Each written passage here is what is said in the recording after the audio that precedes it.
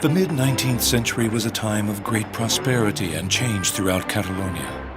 My family was committed to the incipient cultural industry of the country, and my father founded a small company that quite soon became very important in the sector, the Domènech Bookbinding and Publishing House.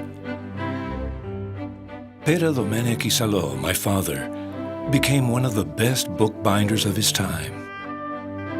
He passed on all his expertise and techniques on publishing, not only binding, but also management, illustration, and printing work.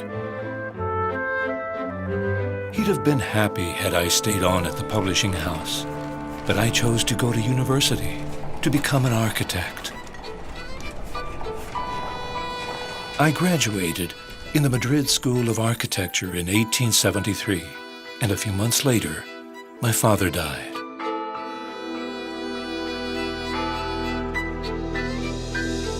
I had no choice but to manage the family business. I hadn't received any commissions as an architect, and so I returned to the world of graphic arts, and in particular, book illustration.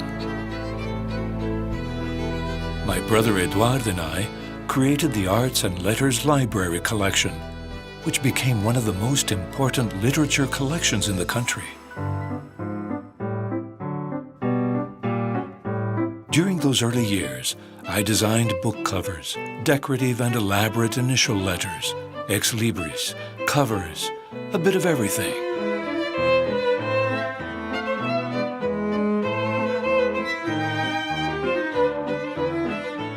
I also took part in the creation of the Catalan nationalist journals of the time, designing their headpieces.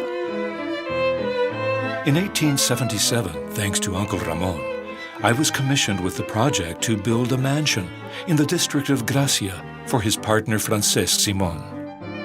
2 years later, Uncle Ramon also entrusted me with the building of the headquarters for the publishing house Montaner y Simon, which led to my recognition as an architect. My uncle also commissioned me to oversee the direction of the tome, General History of Art.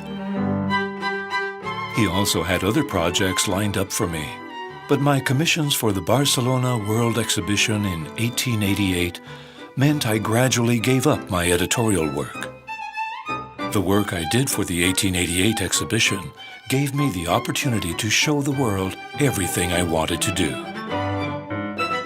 I was convinced that architecture had to be based on a knowledge of history, on the quantity and quality of my own ideas, and most of all, it had to be at the service of society through a project offering a national future full of optimism.